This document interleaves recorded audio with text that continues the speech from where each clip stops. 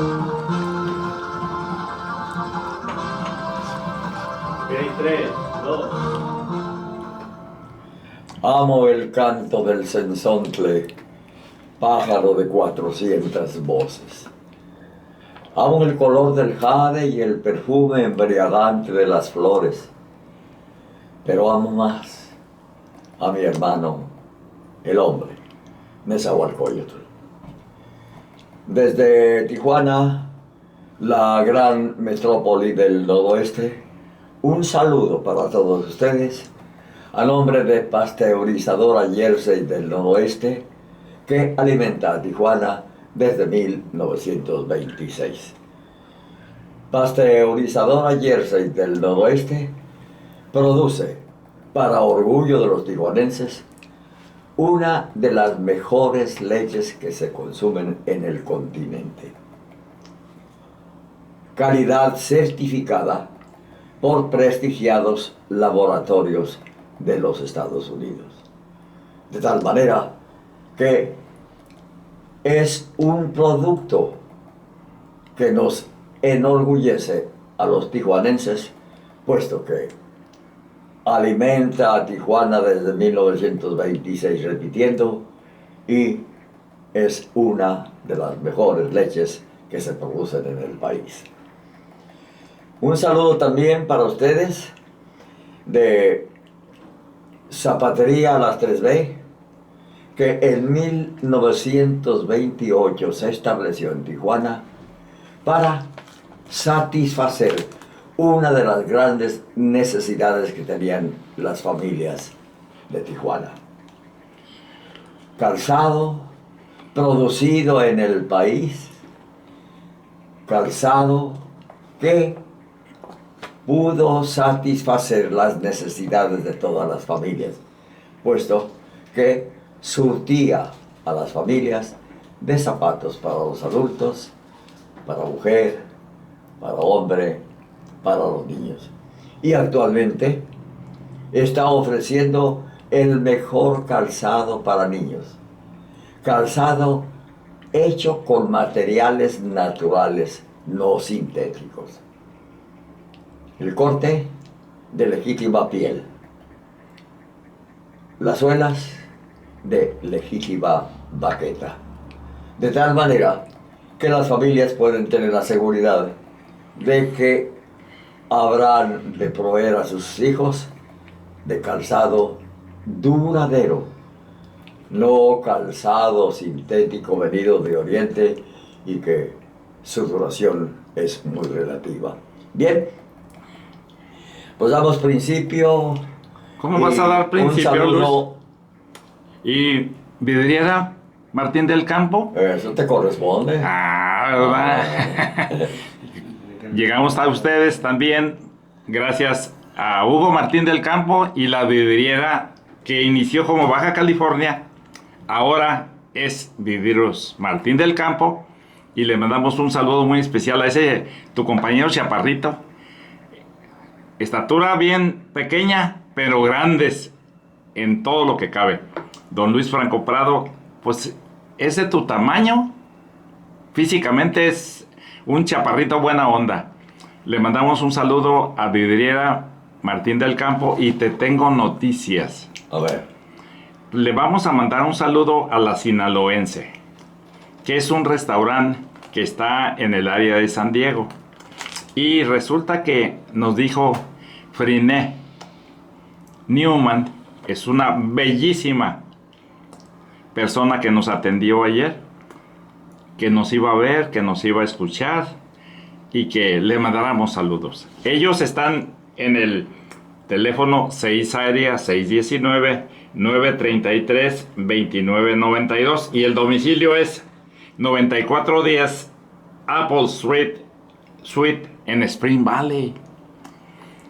Si quieres tú degustar mariscos pero bien ricos, tipo para que le comenté don Luis a Friné Newman, le digo, ¿sabe qué? Don Luis es una persona que tiene 77 años de locutor y ¿sabe dónde inició? Ahí en su pueblo, en Mazatlán. Y le estamos mandando saludos. La segunda plaza en la que tuve oportunidad de empezar a desarrollarme. Mi inicio, como tú lo sabes, Pepe, y como todos nuestros oyentes lo saben, fue en Cananea, un hecho fortuito el que Ubicó. en el que me ligó a la radiodifusión. Fue breve mi temporada en Cananea, como unos 6, 7 meses. Pero ese espíritu que a veces nos anima a los humanos me hizo pensar en regresar a mi tierra, a Guadalajara, ya como locutor. Coincide que en una entrevista que me hizo Pepe Moreno, que era entonces gerente de la XED, cuyo propietario era don Eladio Sauza. Entonces me oyó Luis Pantoja y llamó inmediatamente para ofrecerme contrato en Mazatlán. Y a Mazatlán te fuiste. En la XRJ. Había ido a Guadalajara a buscar el trabajo como locutor a los escasos 6 meses de haberme iniciado, totalmente verde. Pero me ayudó lo que me ha favorecido estos 77 años, la voz que el Tata me dio para ganarme el pan. Eso sucedió en el año de 1939. ¿Y llegaste tú a Mazatlán en qué año? En el 40, con motivo de que se inauguró la XRJ. Por cierto, lugar bendito para ti, encontraste hasta tu primera esposa. Así es, de muy grata memoria, una mujer admirable en todos los sentidos. Mamá de mi gran orgullo, el doctor Juan Luis Prado, prestigiado. Y tú la conoces y la reconoces como La mujer de mi vida, así sencillamente. y le tienes un diminutivo bien bonito. Rafaelita. Rafaelita. Así es. Y bien, pues ya hicimos una pequeña historia de cómo empezaron esos 77 años que tengo en esta actividad. Pepe, ¿nos tienes una sorpresa? Sí, para todos ustedes agradezco a Óscar Flores, a Jesús Miguel, a Conexión FM, la posibilidad de transmitir desde Tijuana. Y estamos entre Luises. Está con nosotros y vamos a iniciar esto. Pero no los Reyes Luises, Luis XV, Luis XVI. Estos son mejores, ¿verdad? son superiores a ellos, son más que eso. Luis XVI fue el que dijo, en mis dominios no se mete el sol. Pues en Conexión FM hay muchos Luises y no se pone el sol, porque esto es mundial. De tal manera que Luis Gustavo Álvarez es parte de Historia de Familias, don Luis. Él es nativo de Tijuana y es un orgullo de la colonia Hidalgo. Aquí habitó por mucho tiempo. Tenemos la fortuna, el privilegio y el honor de hacerlo estar aquí con nosotros presente, pero también tenemos el orgullo de que haya sido de esos pioneros de la ciencia en Baja California, porque estudió oceanología, oceanografía. Ahora es doctor en quién sabe qué tantas cosas y está aquí con nosotros. Fíjate, radica ahora allá en Ensenada, obviamente por su trabajo, por lo demás. Es un orgullo cimarrón. Luis Gustavo Álvarez está aquí con nosotros. Aquí lo tienes presente porque le vas a sacar mucho jugo lo que él ha hecho. Bienvenido. En primer término, pues una cordial recepción a este programa y gracias a Pepe que tuvo la tingencia, el buen tino de invitar a una persona como mi tocayo, que es un profesionista muy distinguido, muy significado en nuestra entidad, sobre todo en el mundo de la ciencia. ¿Por qué? En los campos en los que ha trascendido, pues aparentemente, oceanografía, bueno, ¿qué será eso? Pero, ¿cuál es la importancia que las actividades que ha desarrollado nuestro invitado? Queremos que nos diga por qué es importante las ramas que ha cultivado. Antes yo quisiera documentar un fuerte apretón de manos entre estos dos genios, uno de la comunicación, otro de la ciencia, un ahí apretón de manos de esos que duelan entre los Luises. Es todo. Claro que sí, muchas gracias. Antes que nada, pues un saludo a su auditorio y además pues gracias a José Saldaña por la invitación y el honor de estar con don Luis Franco Prado. Pues el honor es nuestro. Yo soy muy poquita cosa, comparado a un sabio en todos los sentidos. Soy un modesto comunicador. No, ha realizado una gran labor y pues como le digo, es un honor estar aquí en su programa. Bien. Y creo que vale la pena recordar, retomar ese pasado que nos ubica en San Antonio del Mar, que nos ubica en los años 60 y que en un descubrimiento muy especial cambia en cierta forma la historia de la Baja California. Y eso creo que el testigo de honor es Luis Gustavo, que platique todo ese detalle de los mamuts, de los mastodontes, de los dinosaurios, de Rubén Vizcaíno, en fin.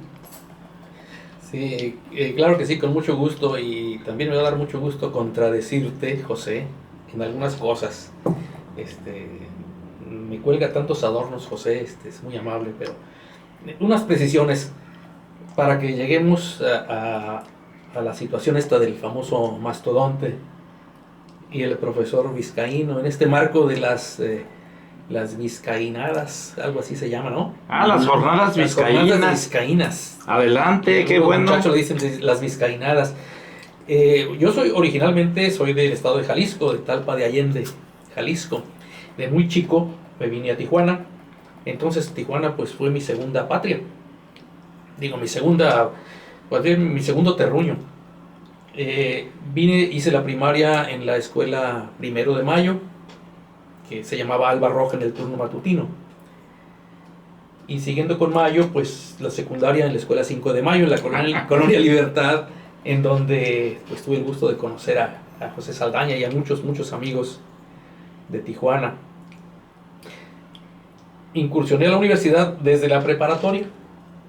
La escuela preparatoria de Tijuana en ese tiempo pues era parte de la universidad y estaba en la colonia Juárez.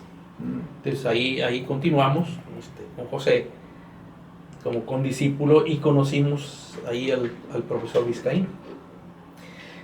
Posteriormente me fui a estudiar a Ensenada a la Escuela de Ciencias Marinas. La Escuela de Ciencias Marinas tiene un programa muy amplio en cuestión de ciencias naturales y parte de nuestro entrenamiento de los primeros años de la carrera era la geología, por la cuestión de la geología marina, las playas, los sedimentos, los ríos, los deltas, y nos tocó participar en esos años, hablo de los años 65, 66, 68, 69, en expediciones que organizaban instituciones de Estados Unidos a zonas muy interesantes al sur de la ciudad, específicamente el Rosario, en Baja California. En el Rosario hay una cantidad enorme de fósiles de épocas pues pasadas y que contamos en millones de años, cerca de 70 y tantos millones de años. El interés de las instituciones pues era ir a estudiar nuevos fósiles, digamos, era tierra de dinosaurios. La era del gigantismo. Exactamente, y pues ahí aprendimos las técnicas pues de la geología, de la paleontología, de cómo extraer, preservar los fósiles. Aunque mi especialidad pues no es la paleontología, pero pues tuvimos algunos conocimientos de esa disciplina. Entonces en 1968 nos llegó una noticia muy interesante del municipio de Tijuana, que una máquina había pasado encima de unos huesos y pues se había despertado la curiosidad de todos. Pero un detalle muy interesante es que nos dijeron, hay una persona en un automóvil con placas de Estados Unidos que lleva un costal de huesos. Curiosamente la policía se movió muy rápido y la persona fue detenida antes de que cruzara las fronteras de Estados Unidos. Entonces se recobró, cuando nos mostraron el costal de huesos que la policía había recobrado, pues eran pues fragmentos grandes, no sabíamos qué era, pero ya nos llevaron al sitio de donde salió. Y pues eran trabajos que se estaban haciendo en esa época en San Antonio del Mar, lo que es ahora San Antonio del Mar. El fraccionamiento se estaba construyendo y una máquina estaba rebajando terreno. Pues ahí los que hayan ido pues ven que son acantilados altos, muy arriba de la playa, y la máquina estaba pues aplanando y le pasó por arriba a esos huesos. Pues teniendo conocimiento que la Escuela de Ciencias Marinas cultivaba algunas de esas disciplinas, siendo la primera escuela de la universidad con formación superior vinculada a las ciencias naturales, pues nos llamaron. Yo era estudiante en ese tiempo, en los últimos años, y venimos, y nuestra sorpresa pues es que vimos que realmente se trataba de un fósil, primero por el tamaño, y pues el municipio nos pidió que si lo pues, podíamos conservar, retirar de ahí para que no se perdiera. Pues un proceso muy interesante. Ahí inició todo un trabajo de muchas semanas y apareció el profesor Vizcaíno como un promotor, alguien que estaba haciendo gestiones para que se rescatara para que se rescataran esos restos, con una visión muy interesante de la cultura, ¿no? Él sabía que eran interesantes y pues no se había hablado de fósiles en Tijuana, aunque no son unos fósiles tan viejos como los dinosaurios. Los dinosaurios, estamos hablando de cerca de 70 millones de años. Estos fósiles, nos dijeron los expertos, que podrían tener alrededor de 8,000 años. Pero sin embargo, pues forman parte de la historia de esta zona, de Tijuana. Y ahí estuvimos trabajando, muy, muy interesante, hubo muchas anécdotas. Y el interés del profesor Vizcaíno fue muy, muy, muy intenso. Buscaba recursos por todos lados. Afortunadamente el Ayuntamiento de Tijuana nos apoyó a través de sus gestiones. Lo cual nos indica que Tijuana tiene historia desde esa época. Claro que sí. Acércate un poco más. Claro que sí. Y no solo había restos de ese antiguo elefante, también había restos de caballos, según dijeron los expertos después. Y como decía, el profesor Vizcaíno pues gestionó los recursos, tanto que nos mandaron una cuadrilla de trabajadores de obras públicas y un camión, porque se vio que al ir descubriendo los primeros huesos, pues se metían dentro de la tierra y había pues cerca de 6 o 7 metros de tierra encima de los fósiles y había que removerla. Era la única forma de quitarla de ahí. Obviamente los trabajos del fraccionamiento en esa parte pues tuvieron que detenerse. Estaban en plena construcción y de pronto surge eso.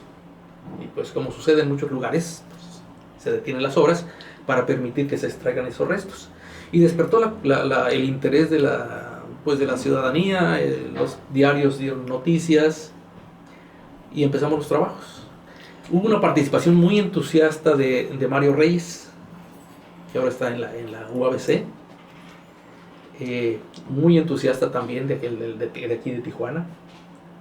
Es un muchacho muy entusiasta. Bueno, éramos muchachos en esa época, todos.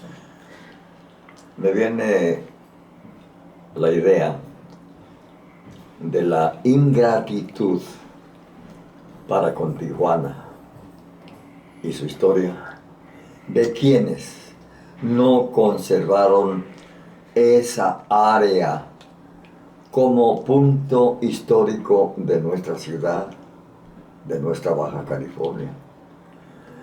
Pero como sucede en muchos de los casos, que el materialismo nos domina y las cuestiones históricas las dejamos a un lado. Pues desgraciadamente así sucede. A veces era un sitio muy, muy interesante. Y hay que rescatar también esos conceptos que a raíz del descubrimiento emitió Rubén Vizcaíno Valencia, porque todavía lo guardas en tu memoria.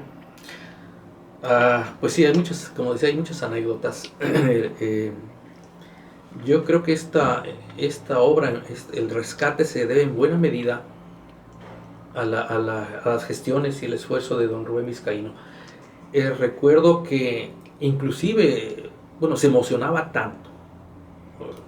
Yo creo que los que lo recuerdan, pues, el carácter emotivo que tenía, se entusiasmaba tanto. Hay algo muy, muy simpático de Rubén en sus expresiones sobre el particular. En un lenguaje más coloquial, nos lo dijo usted hace rato, Si gusta, se lo cuento. mencionó que se habían descubierto los glúteos más grandes de Tijuana. Hay otra forma de mencionar los glúteos, Bueno, no sé si se puedan mencionar ya en términos coloquiales. El diccionario acepta el término perfectamente, ¿no? Y es Claro. muy, muy, muy coloquial. Pero el contexto es importante porque la forma en que terminó esa conversación ahí en el campo, entusiasmado de ver los restos ya casi descubiertos. Para darles una idea, la cadera, el hueso de la cadera era cerca de 1,5 metros de ancho, lo que quedaba de la cadera, porque no estaba completa. Y estábamos reunidos ahí, había periodistas, los trabajadores, todos entusiasmados porque ya íbamos a empezar a retirarlos del campo. Una vez que se preservaron, se numeraron, y decía, qué interesante es el hecho de que Tijuana, teniendo una historia, pues, a veces exagerada, ¿no? Del vicio, de la prostitución, de esas actividades a veces del turismo que no queremos tanto. Dice, ahora tenemos un elemento de historia de Tijuana vinculado con la prehistoria, con estos animales, con la ciencia, con la cultura. Y viendo los restos así, dice, vamos a borrar esa imagen de Tijuana. Y miren, hemos descubierto las nalgas más grandes de Tijuana. Así terminó. Y pues sobre las risas de todos ahí, pues sí, celebrando. Pero tenía razón en muchos aspectos. O sea, ese fósil podía representar el inicio de un interés por preservar aspectos culturales que no conocíamos de esta zona. O sea, Tijuana no es un sitio paleontológico como muchos sitios en México y en el mundo. Entonces era interesante poder hablar de esas cosas. Y yo creo, esa es mi opinión muy personal, que esa labor que realizó el profesor Vizcaíno no ha terminado. Yo personalmente creo que esos fósiles, o lo que queda de ellos, porque eran muy frágiles, pertenecen a este municipio de Tijuana. Claro, con la colaboración de la UABC en ese tiempo, de Ensenada. Pero yo creo que esos fósiles y toda la información que exista, pues debe pasar a ser un patrimonio histórico, porque lo es, del municipio de Tijuana. Y pues ahora que hay espacios donde poder conservarlos y mostrar a las actuales y futuras generaciones parte de la historia antigua de Tijuana, que no va a 100, 200 años, sino va a cerca del orden de 10,000 años. Cabe una pregunta y luego una reflexión.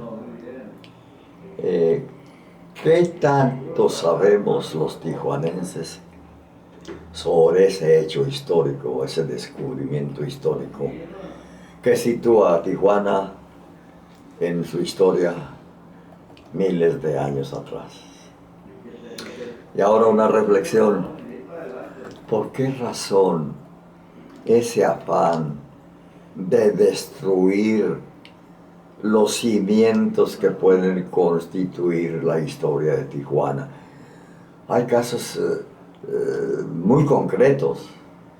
Ahí, en ese lugar, debía estar una placa, si ya se construyó un edificio, una placa que diga: aquí se encontraron los restos de fósiles de mamuts que datan de tantos miles de años.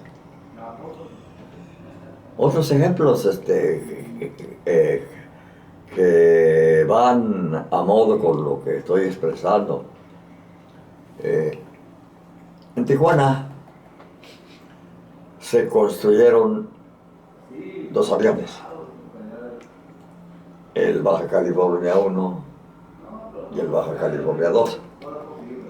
En el 2, el entonces coronel Fierro hizo un viaje histórico, comparable, inclusive un poquito superior a lo de Lindbergh. Un vuelo sin escalas, Tijuana, México, La Habana. Una hazaña que despertó la admiración mundial. ¿Dónde hay una placa que diga aquí se construyeron?